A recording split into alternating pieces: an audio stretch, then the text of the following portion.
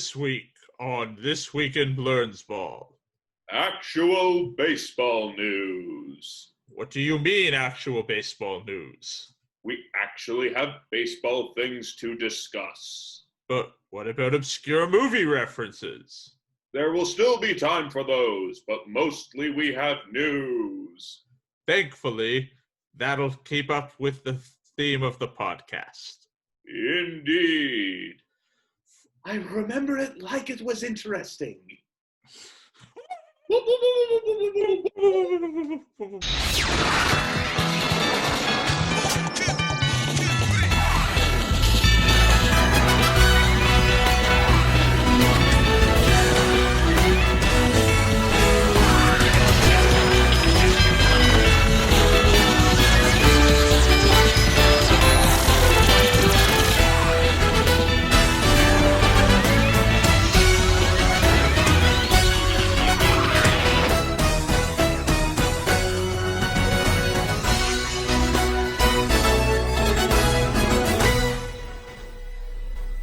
Welcome to This Week in Blernsball, featuring Sparky, the Invisible Elf.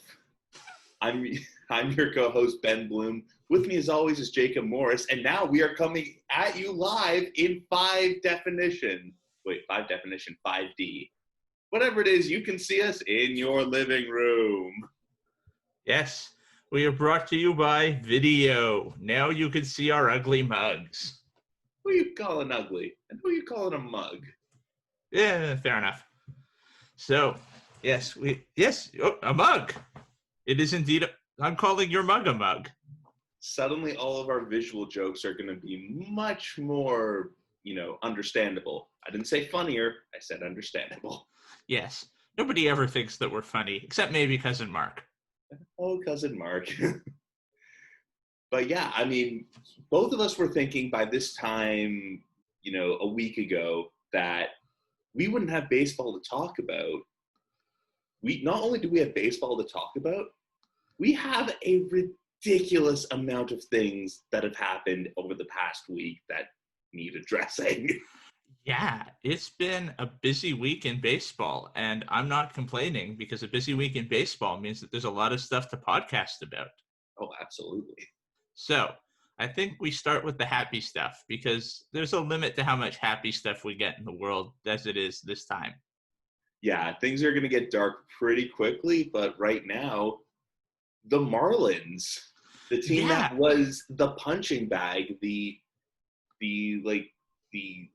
epicenter of baseball's outbreak, not only did they bring in just a usual suspects, major league dirty dozen, just ragtag bunch of Shane Falco misfits, they're winning. Yeah, and they're winning nonstop. It's kind of, is it some kind of evil competitive advantage that maybe they were playing the long game? No, there's an actual pandemic going on. There's no way they were actually this smart and playing the long game. You never know with Jeter. He's evil. Is he smart, though? Fair enough. But not only are they ahead in the division on winning percentage, they're ahead in the division on actual wins. Yeah, for a while, it's they were, 3-1, and they technically had the highest winning percentage. Now they've played enough games that, they're turning heads, and it's with a ridiculous group of players. Yeah, if we ever wanted to have a remake of Major League, it's right here. This is the ragtag group that nobody thought could make it, and they're making it, except they're not relocating to Miami because they're already from Miami. Exactly. You don't need to, bilk another state's government into a massive money pit of a stadium because they already did that. Oh, Jeff Loria, the one last thing that he got out of the Miami Marlins. Oh, man. It's a proud tradition of Marlins owners being just absolute despots. Yeah, but one really great thing that we got out of the Marlins is the story of Eddy Alvarez, the speed skater turned shortstop. So the very quick story of Eddy Alvarez, for those listening to the podcast that aren't familiar, basically, this guy was a multi-sport athlete in high school. He's a Cuban American from Florida. He was a speed skater and a baseball player. He absolutely wrecked his knees, had to choose between the two sports, chose speed skating because it was less atrocious to his knees. And then went to the 2014 Winter Olympics, competed in 5 different short track events, and won a silver medal in the 5,000 meter relay with Team USA. Then went back to baseball, has spent the last number of years toiling in the minor leagues, and made his major league debut with the Marlins. And not only that, he had an incredible climb the ladder catch at, I think, second base, or they were in some type of shift. It was insane to watch. It's like, wow, this guy could compete in other Olympic sports.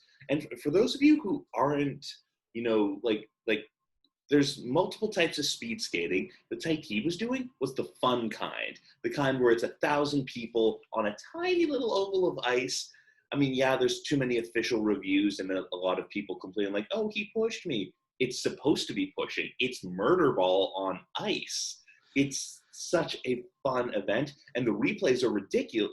The relays are ridiculous because the rest of the relay team is sort of hovering in the middle while everyone's spinning around them. And then they like get slang shotted in. It's amazing to watch, and to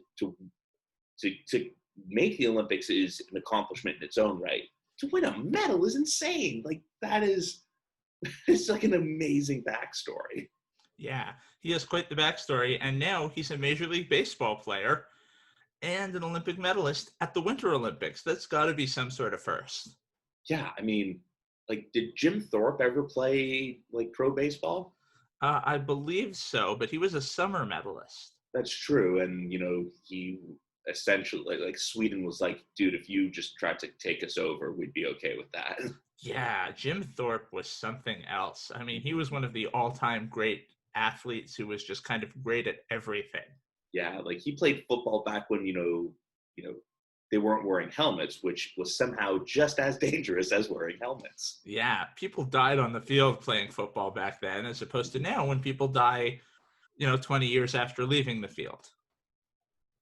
Something, insert gladiator allegory, I suppose. Yes, I suppose. But yeah, I mean, how long do you think the Marlins are going to keep this up? I mean, like, they have to come down to earth eventually, right? Well, I would say eventually, yes. But the thing with the 60-game season is that there's enough that you can kind of get by on luck and a prayer. Or if you're my team, a lack of pitching and Andrew Benintendi's, long walk through the desert. Yeah, unfortunately, the Red Sox, for you at least, unfortunately, they're not going to do it this year, man. I mean, they could still get that 8th seed in the playoffs. Well, anybody, it feels like, could get that 8th seed in the playoffs. The Jays, who can't hit for beans, are in contention for that 8th seed in the playoffs. This shows the level of like desperate baseball fan we are. We are clinging on to any modicum of hope. Like 8th seed in the playoffs, that exists now in baseball. Yep, and it's absolutely a thing that we're going to go after.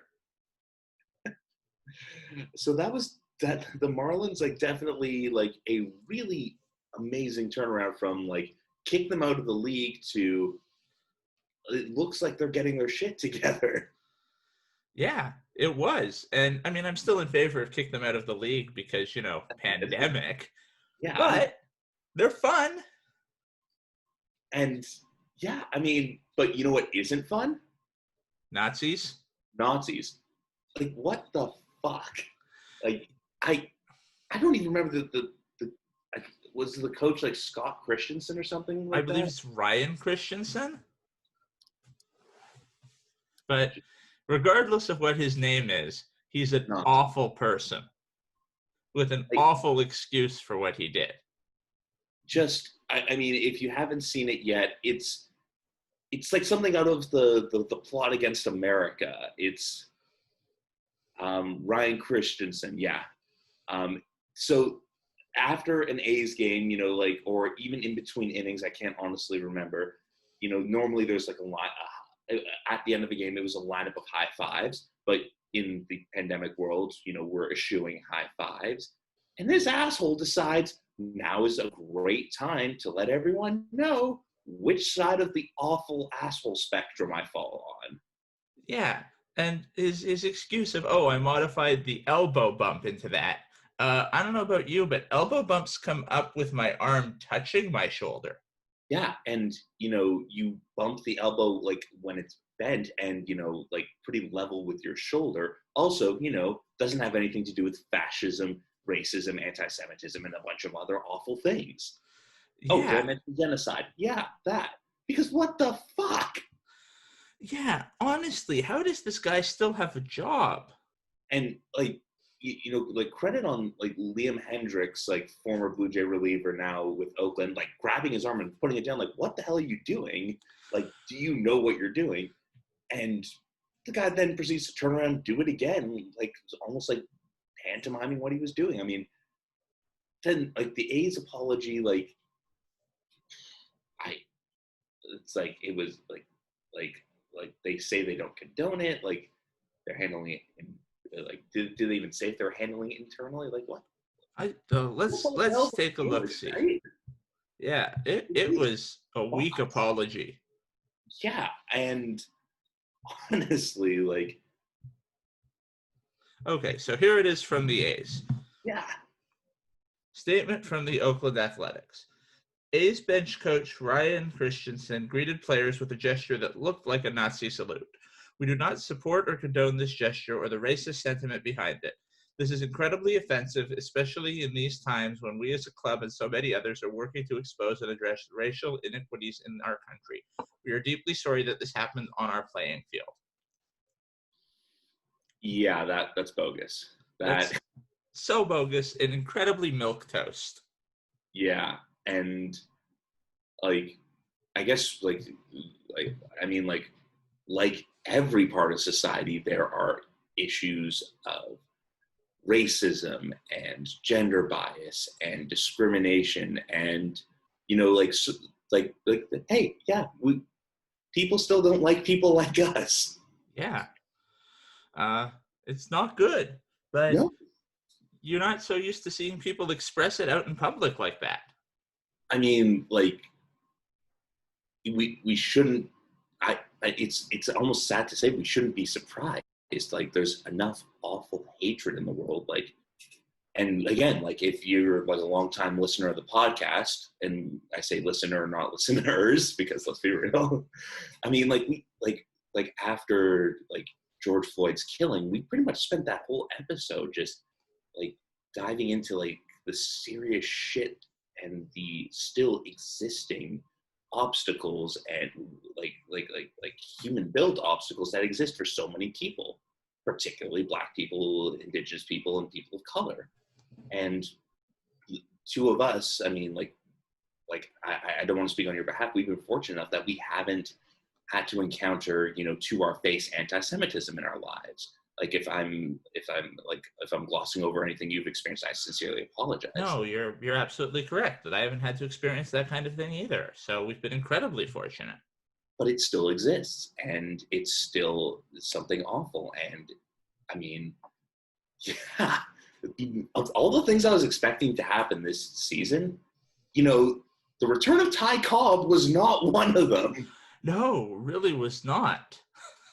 Like, what the I mean, and yeah, like I mean, like I hope this doesn't just get like glossed over, like, because this is a serious thing, and like joking, air quotes, or not, like It's there are not the some kind of thing other you good joke about.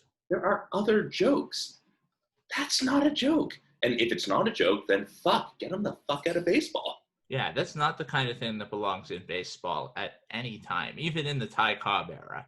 Yeah, and it and like let's be honest. I mean, like the far right, like the people that that look to that salute that ideology, like people who looked at they like it's like Jewish people are just one people on the long list of people that they, actively hate.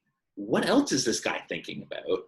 Like he's on a team, with black players, with Hispanic players, with, like players of all different, racial denominations. What does he think about them? Yeah, it's scary to think about. And yeah, and I know we took a serious hard turn from like a seemingly like lighthearted start, but shit, I mean, like there's enough like awareness in the world. Well, you hope that no, like what you see online, and like the fact that like people were able to catch this and flag this and like, okay, look, this is bad, like and like try and report it, and then nothing seemingly happens. Like it's disheartening. It's incredibly disheartening, and I'm gonna say it right here and to our incredibly limited audience: this guy has no place in baseball. No. This should have been an absolutely fired offense, and I am frankly disgusted that he's still coaching for the A's. Yeah, like discrimination of any kind should be grounds for immediate firing, and like just banishment from the sport. Yeah, but I think on that note, let's move on to something a little more lighthearted. You mean the ongoing pandemic? And yeah. The players on Cleveland acting like complete jags? Yes. So MLB is part of their initiative to help the season not get canceled, has been posting security guards at every team hotel. And man, did it pay off immediately. So they caught Zach Plesac like on the first day trying to sneak out, and Mike Clevenger got caught with him.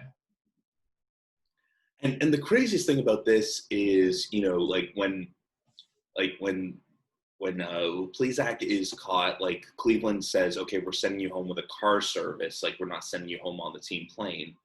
Clevenger didn't cop to it until later when he had gone on the plane with the rest of his team. Potentially exposing them to whatever he'd been exposed to. Potentially. Again, even if there's a 1% chance risk that, he is evil, we need to take that as an absolute. Yes, I'm the only person who likes Batfleck. Yeah, you know what? Batfleck was okay. I don't get the Batfleck hatred. We're getting off topic, as we are wont to do. But, wow. Like, last week we were talking about, like, Derek Jeter's fake, well, I guess we slipped up a little in terms of, half the team testing positive and flouting the rules. But now you have the additional protocols. You have another team that's been, on pause since the end of last month. And you still have people, one, not following the rules, and two, sort of hiding what they've been up to. Like, really? What the hell is going on? And really, you thought you could get past this? There's a security guard posted. You think what? You're going to walk out there in a Groucho Marx glasses and they're not going to recognize you? Really? I mean, really, is one night out in Chicago really worth potentially screwing up an entire season of a professional sport? I mean, Chicago's a great town, but frankly, you can order Lou Malnati's to your door and you're fine. Really? Yeah, I don't even have another really for us. Do you have one?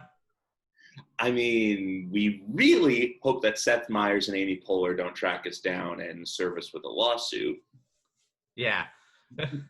We're really stealing an SNL bit here. We really are. But they really screwed the pooch there. You cannot be doing that in this kind of situation.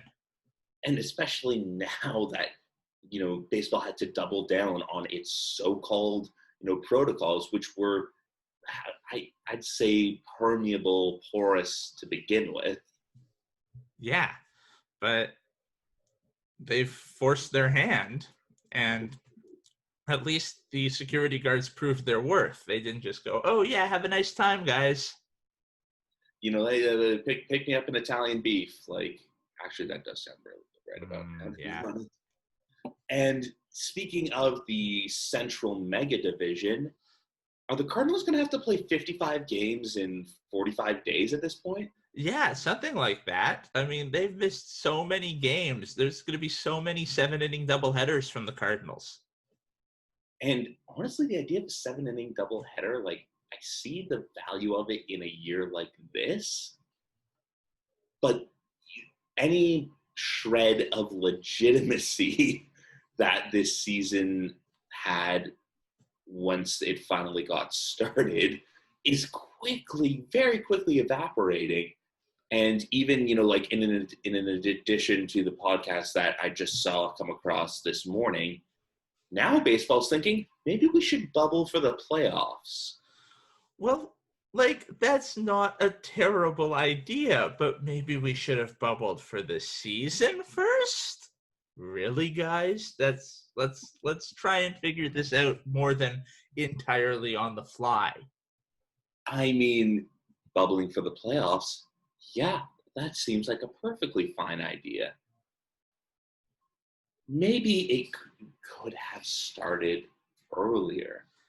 Well, also, which is literally what you just said, but again, I had to vocalize it another time because what the hell made them think that traveling across a country ravaged by a pandemic with an insane amount of exposure, you had an entire country, Canada, say no thank you to this idea. That wasn't a hint that things were not going to go well? Apparently not. Well, because no one listens to Canadians. Yeah, nobody listens to Canadians ever. Not even Canadians. Yeah. But at least we're handling it up here where we're down to only several thousand total cases that are still ongoing.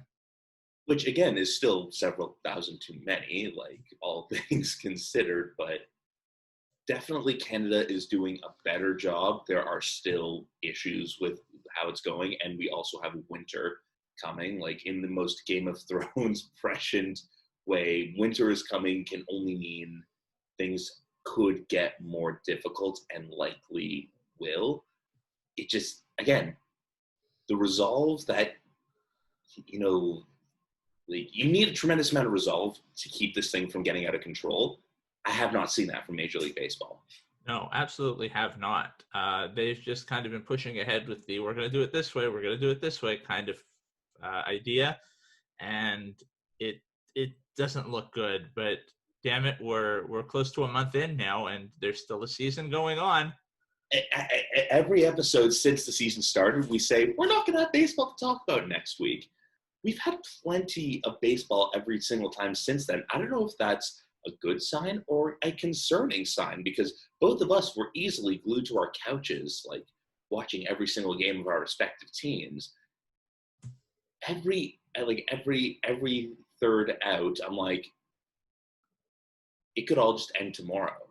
It very likely should all just end tomorrow. Yeah, I mean, that's why I'm glued to the couch watching every single game, because it could be the last game for a long, long time. Yeah, I mean, and for some players, like some of them were like, they decided to opt out for the season, like at the beginning. And back then we're like, that's a smart idea. We absolutely respect that. We give you all the credit in the world. The latest opt out is somewhere between like genius and of course it happened on the New York Mets. Yeah, Marcus Stroman opting out. I saw a great tweet. Marcus Stroman played precisely 0 games wearing number 0 for the Mets. He Kaiser Soze'd us.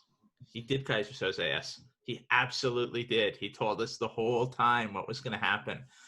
So Stroman opted out ostensibly because of the health concerns. He's got some immunocompromised members of his family. He was concerned about having to travel to Florida where the outbreak is, absolutely terrible. But it is convenient that he had just passed the number of days on the injured list that accumulated him enough days of service time to become a free agent at the end of the season. So bravo. I would clap, but I don't want to mess up the audio because, I'm not the one who audio edits this at the end. And I'm pretty sure I piss you off every week, every time I do something ridiculous, like blow out my levels or smash the table or I don't know. I think I flipped the computer once. That was interesting. Was interesting. But I mean, every single one of the reasons he gave is 1,000% valid, and I 1,000% support. Like, you don't want to do anything to compromise yourself, your family, and like has been a long-standing rule in my mind, avoid Florida at all costs. Well, I mean, even avoid Florida when Florida is healthy. It's Florida. Yeah, there's alligators and, Tony Montana. Yeah. Yeah, I don't want to walk around and see Al Pacino doing a Desi Arnaz impression. Thank you very much. But the point of him, getting the service time and then opting out is brilliant. How many teams manipulate service time for players? Like Vladdy Jr. is under contract for another year. Chris Bryant is under contract for another year because of service time manipulation. It's about time someone on the player's side realized this can work in my favor. So I have no problem with that because I think it's brilliant. Yeah. Plus, he was legitimately injured, I think. Yeah, a torn calf muscle I would qualify as a legitimate injury. And I mean, Stroman, like, we've known this from the beginning of his career. He's a resilient guy. Like, he will come back from serious injuries and he'll still look great. I mean, like, that, of course, was at the beginning of his career. I'm curious to see, one, where he ends up, two, what his stuff looks like then. I can think of one team that would love to have him, a team that desperately needs pitching, that Eovaldi is playing the role of Halliday, you get a win every 5 games. Well, yeah, I could definitely see him landing in Boston. We'll see what he's like when he comes back, though. I mean, a calf injury is a big injury to come back from, especially as a pitcher. Mm-hmm. Now, what I will say is Toronto, hands down, won that trade with the Mets. 11 games of Stroman in a season where they finished in third place in exchange for Anthony Kay, who's already looking like a solid major league guy, and Simeon Woods Richardson, who at 19 is absolutely tearing up the minor leagues. And yeah, I mean, for once the Blue Jays made a smart trade. Like, that's news to me. And again, not to beat up on Yoenis Cespedes, but at least Stroman gave everyone the heads up. Yes, that is fair. At least Stroman let them know, hey, guys, I'm not going to play for you this season. Peace.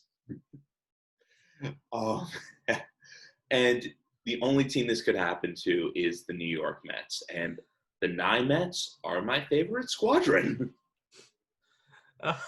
That's a deep cut. I know, and it's just one of the great Simpsons lines. Yes, it is.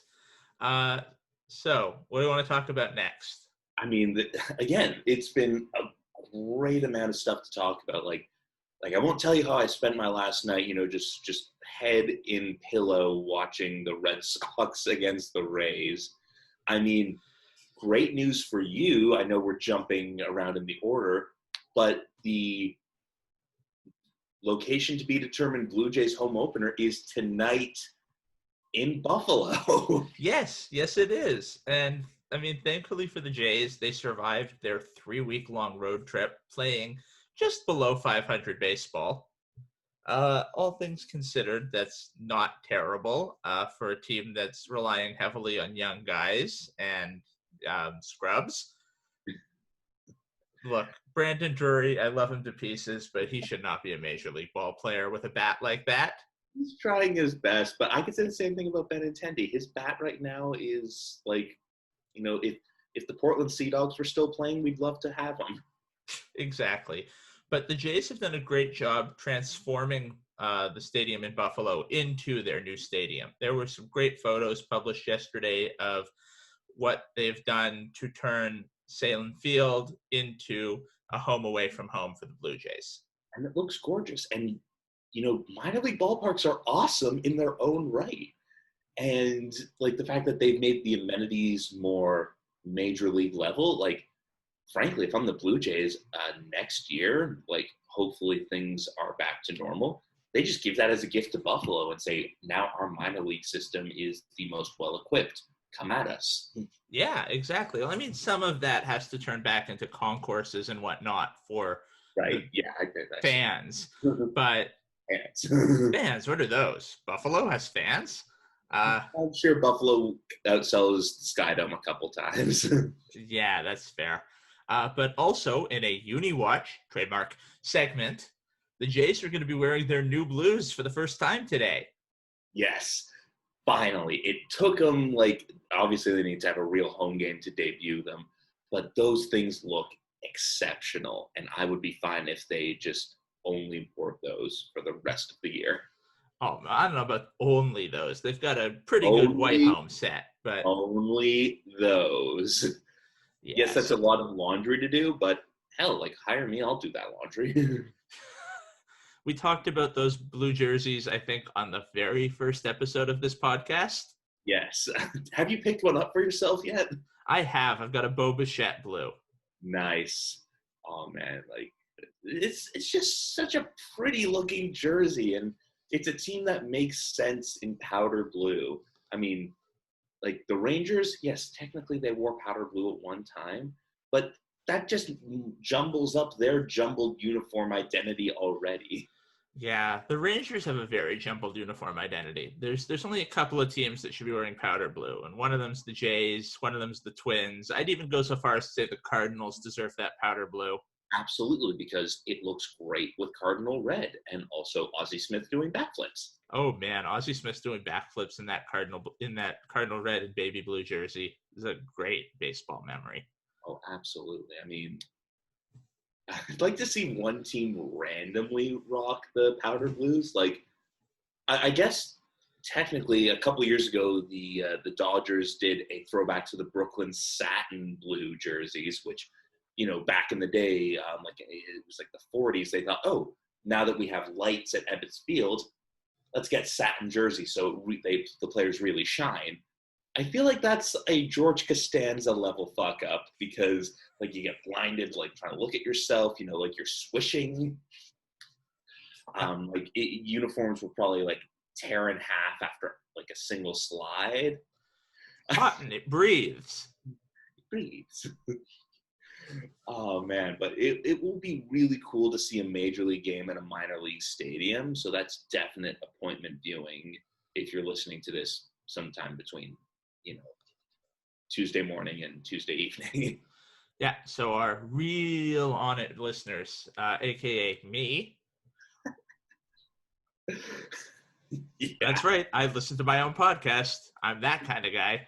Well, yeah, I mean, we need to make sure that there's, you know, nothing that we need to edit out, like certain branded sponsorships. Like this podcast is brought to, I'm just kidding. What? You're not going to say that this podcast is brought to you by Iowa Corn? Iowa Corn, home of baseball ghosts. It's got that real ghosty taste. Oh, man.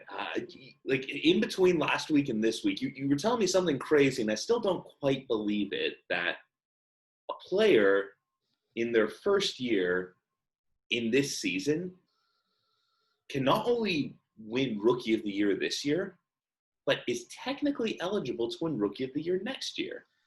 I still don't fully believe you. So the qualifications for Rookie of the Year says that a batter has to have 150 at-bats before September, or a pitcher has to pitch 45 innings before September to lose their rookie status.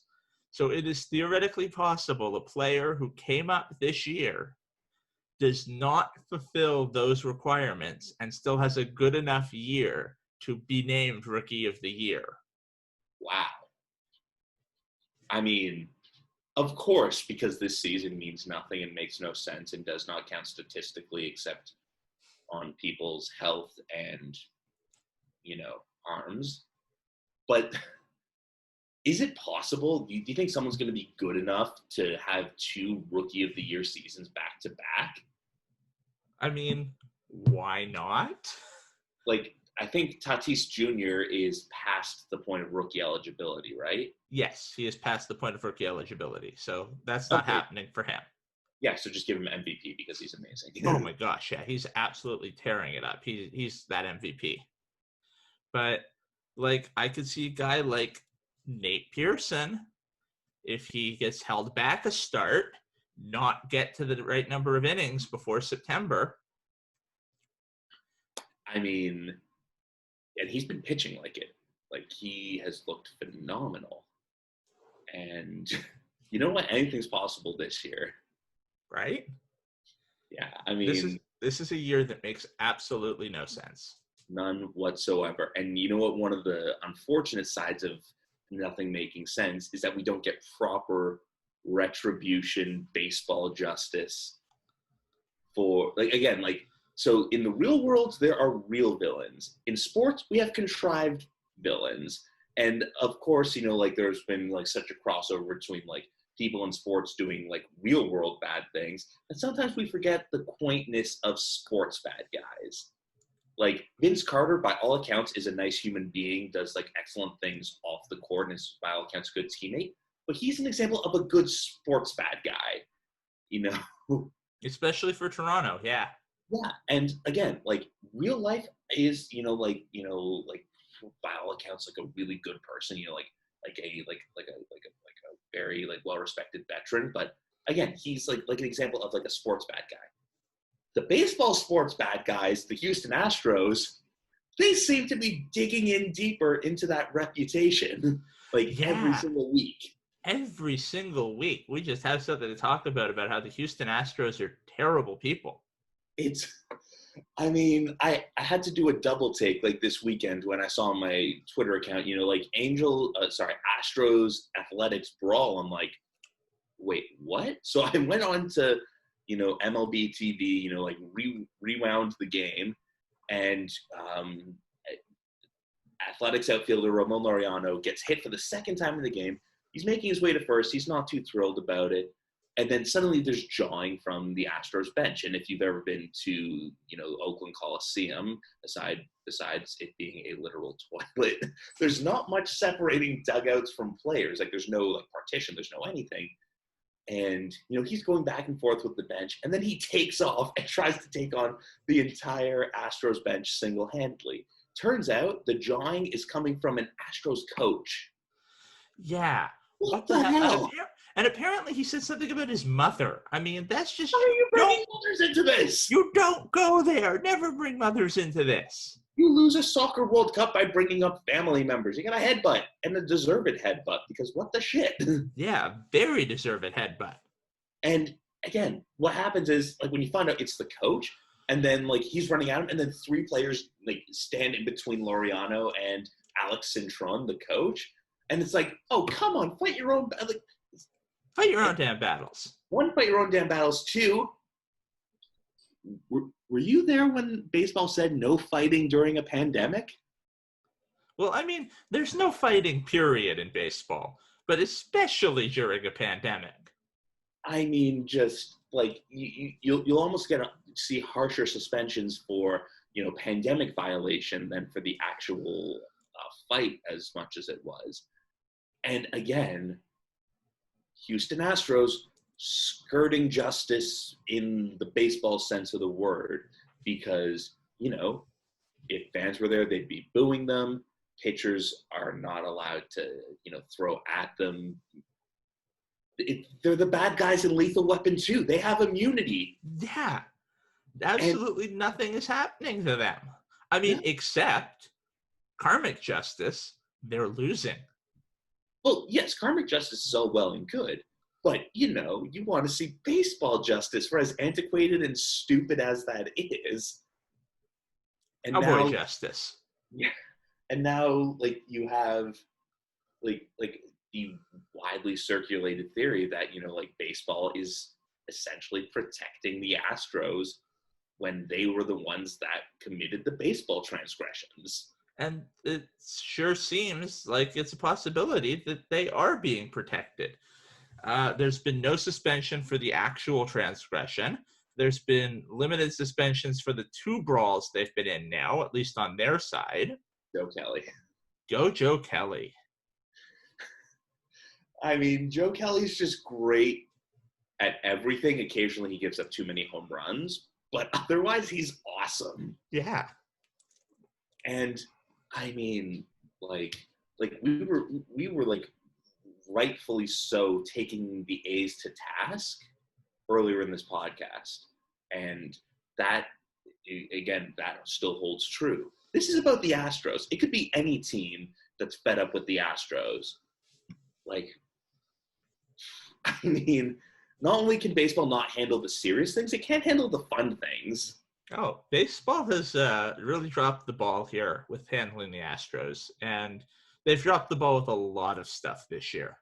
And yet we're still fans. I don't get it. We're fans of so many things that hurt us deeply. We don't have to talk about that if you don't want to. Please, let's not. I've talked about it so much already.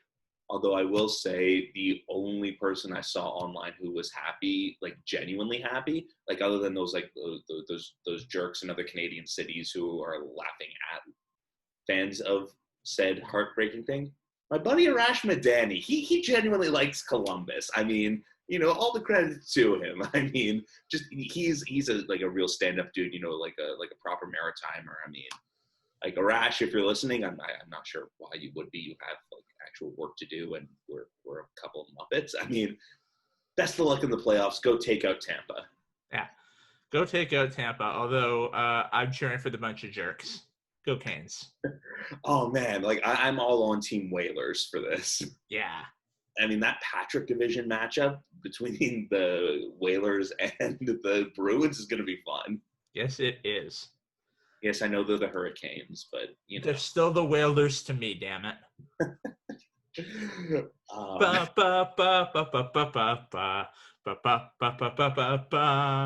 Brass Bonanza is just like the greatest song in sports. Yes, it is. All right, we've talked too much hockey. Let's talk volleyball because volleyball's fun. Yes, it is. So we've got the rare occurrence of the volleyball home run in baseball this week. It was the Jose Canseco. And for those of you who don't remember the Jose Canseco took one off the head and over the wall. And we saw it happen again this week. And of course, the only reason that the ball was able to bounce off Canseco's head and go over the wall is because his head was so full of steroids that it provided a buoyant surface. So how do we explain this week's then? So you've got like rookie outfielder Joe Adell of the Anaheim Angels of Los Angeles, of Orange County, of Southern California, of the Western United States. That's their real name. Look it up. And he's going to make a play on like a high fly ball to the outfield. Like seemingly has it on the warning track. Is running back, makes the catch.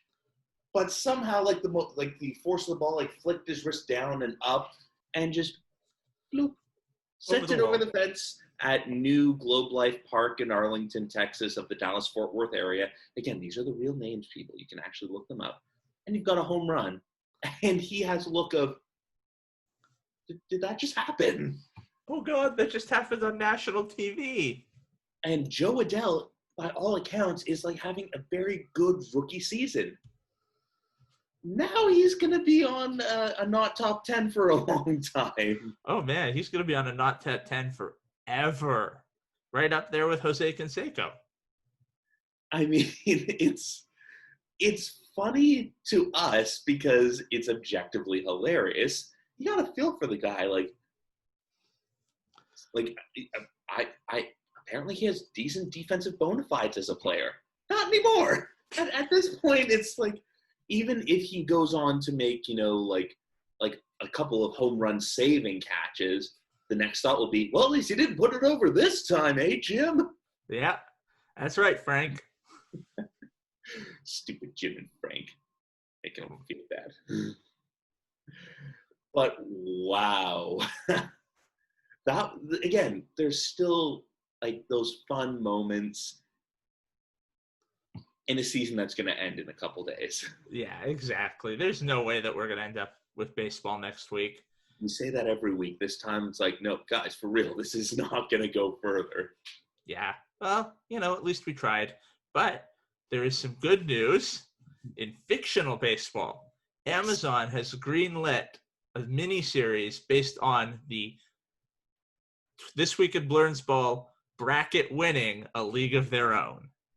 Yes, and it's Abby Jacobson, for those of you who watch Broad City or Disenchantment. Yeah, she's like the creator and star of it, and they're taking League of Their Own, they're turning it into a TV show, and already the cast looks amazing. Like, one, you have Janet from The Good Place, Darcy Carden. I mean, you've got Shantae Adams, you've got Bemi Camello, like Kelly McCormack. I mean, like, it's a really loaded cast, and frankly, we spent so much time in that bracket talking about how great the movie was, and again, lamenting the loss of the TV show Pitch. I think we have a proper baseball TV show to thoroughly enjoy soon. Yeah, and that gives us more content where we could watch and recap each episode.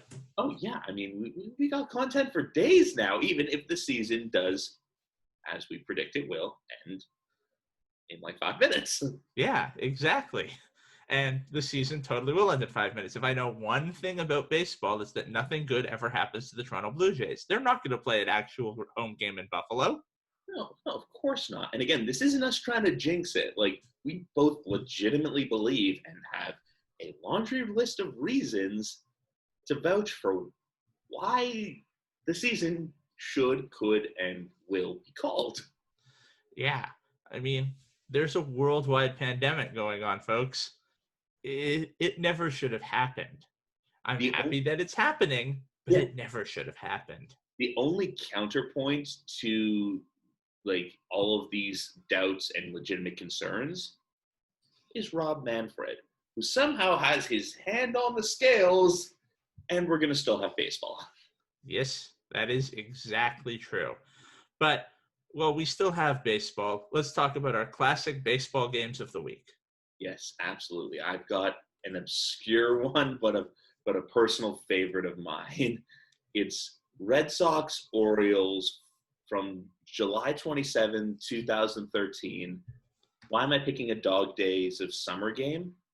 Because this is the game where David Ortiz took a bat to the dugout phone and smashed it to pieces and went out of the dugout to charge at the umpire in something that we're not really going to see anytime soon on several levels.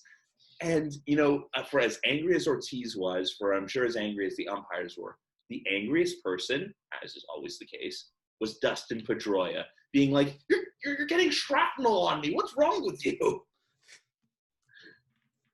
And amazingly enough, the Red Sox win that game 7-3 because of not JD, but Steven Drew hitting in 2 home runs. I mean, like, it was one of the funniest games I have ever seen because, the Red Sox win, but Ortiz, like, goes crazy and we've all seen David Ortiz's swing. He probably put a dent in, like, the dugout. He probably put a dent in Camden Yards with how much he was hacking at that thing. And, of course, wrap up the story, 3 years later on Big Poppy's retirement tour, Adam Jones gifts him the broken phone. Great gift. So good, so appropriate, and a bizarre but hilarious addition into the classic game of the week. So I'm going to go with another Dog Days game, August 8th, 2010. This is Jays Rays. It was the day after JP Arancibia has his ridiculous and one and only debut where he hits the 2 home runs and the double, and everybody thinks, oh man, this is the guy. This is the catcher of the future. And he never equals that game ever again. It is Brandon Morrow's one-hitter. Oh, man, I remember Brandon Morrow. I mean, didn't he go to the Dodgers and end up being like a scratch reliever? Yeah, he did. Unfortunately, he was plagued by arm troubles. So his career has taken a bit of a downturn. He is technically still in the bigs, although he is not signed with anybody this season for obvious reasons. As a type 1 diabetic, it's assumed he would have opted out this season anyways. That's valid, yeah. But this is when he was at the peak of his powers as a starter for the Blue Jays. He struck out 17 batters over 9 innings and came within an out of throwing a no-hitter. Aaron Hill dove for that last out, knocked it down, and came this close to getting the runner at first. And those Rays weren't pushovers either. Like that's a couple years removed from their run to the World Series. Like they still have like that era's team of good players before they sold them off and rebuilt like the evil Hydra that they are. Yeah. No, that was a great game. And I went to that game. I was watching it from I have been to 3 one-hitters. Wow. So you're the one that keeps them from getting a no-hitter. Yes, I am. And I remember there was a small child sitting in my section who in the 9th inning was cheering, "We want to see a no-hitter." And everybody in the section went, "You don't say it!" Oh, that poor child. I mean, yeah. Ruined it for everyone. Ruined it for everyone. It was that kid's fault. Absolutely. Like, there's no other logical reason why there wouldn't have been a no-hitter. It is purely that one child saying that one thing, unless Joe Buck was thinking it simultaneously in St. Louis. Oh, Joe Buck must have said it, because it's always Joe Buck's fault. I like Joe Buck, but it's always his fault. Yeah. Now, on to our Futurama episodes of the week. All right. Again, if we pick the same one, I'm flipping the computer again. Go for it. All right. I'm going with Mobius Dick. Classic. It's a classic late season episode. It's a Moby Dick parody. It's the source of so many great Futurama gifts. My personal favorite, when they're in the 4th dimension, the infinite bender. I mean, it's got quotes left, right, and center. It's got Zoidberg with hair.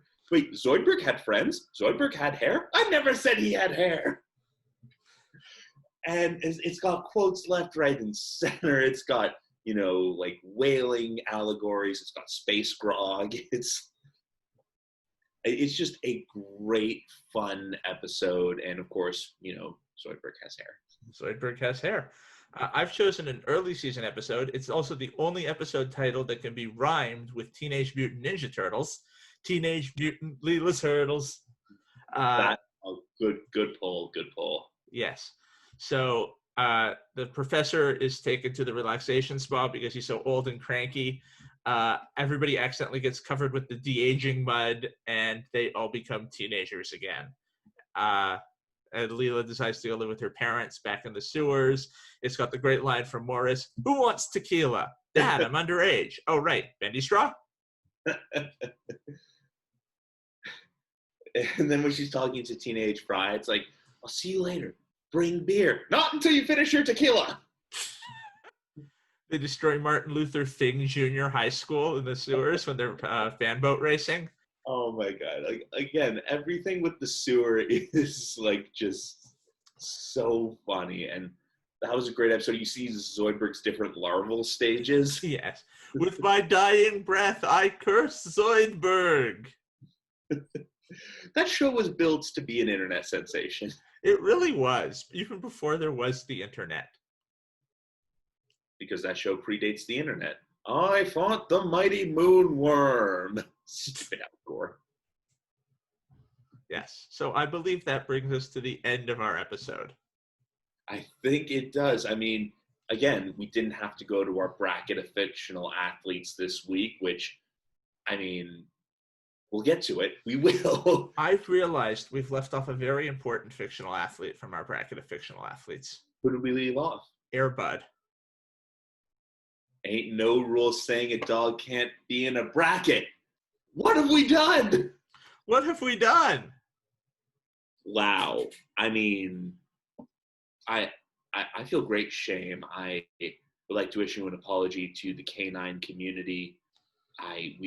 This was an unintentional oversight. Of course, there are no rules saying a dog can't be in a sports bracket.